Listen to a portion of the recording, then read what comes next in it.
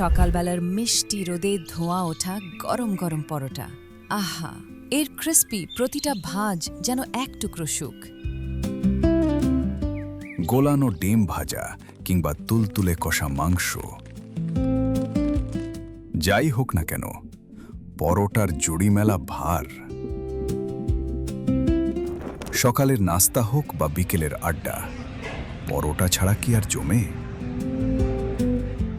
এই অসাধারণ স্বাদের পরশ নিতে আজই চলে আসুন আমাদের আইকনিক রেস্টুরেন্টে। আচ্ছা, আপনার পরোটার সাথে ঠিক কি খেতে সবচেয়ে বেশি ভালো লাগে? ডিম ভাজা নাকি ঝাল ঝাল মাংস? ঝটপট কমেন্টে জানিয়ে দিন। আর হ্যাঁ, নিত্য নতুন এমন সব লোভনীয় আপডেট পেতে আমাদের পেজটি ফলো করতে ভুলবেন না কিন্তু।